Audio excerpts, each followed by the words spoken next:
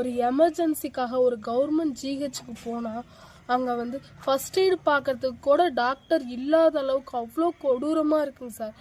எந்த எமர்ஜென்சி ஃபெசிலிட்டிஸும் இல்லாமல் அவ்வளோ கொடூரமாக வச்சுருக்காங்க சார். டாக்டர் கேட்டால் டாக்டர் இல்லை. ஃபர்ஸ்ட் எய்ட் பண்ணுங்க அப்படின்னா அந்த பொண்ணு சிபிஆர் பண்ணுங்க அப்படின்னா அந்த பொண்ணு தெரியாமல் நிற்கிதுங்க சார். கம்பவுண்டர் மட்டும் வச்சு ஒரு ஸ்டாஃப் நர்ஸை மட்டும் வச்சு எதுக்கு சார் அவ்வளோ பெரிய பில்டிங் ஏற்றி வச்சுருக்காங்க?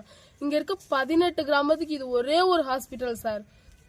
ஒரு எமர்ஜென்சி ஏதாவது ஒன்று பண்ணியிருந்தாங்கன்னா கூட நான் கஷ்டப்படாமல் இருந்திருப்பேன் சார்.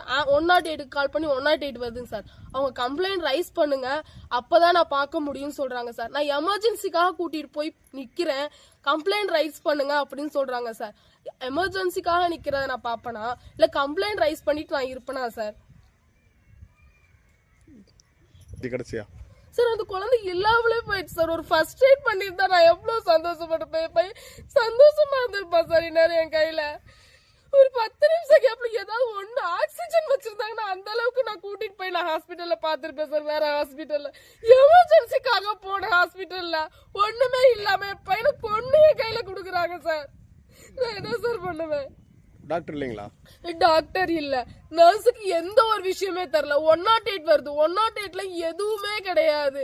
108ல இருக்க ஸ்டாஃப் கம்ப்ளைண்ட் ரைஸ் பண்ணுமா அப்பதான் நான் பாடியை தூக்குவேன் அப்படின்னு சொல்றாரு. நான் எமர்ஜென்சிக்காக போவேனா இவங்களுக்கு கம்ப்ளைண்ட் எழுதி கொடுத்துட்டு நான் இருப்பேனா சார்? அவ்வளோ சாதாரணமா போயிடுச்சா சார் என் குழந்தையோட உயிர் அவங்களுக்குலாம்?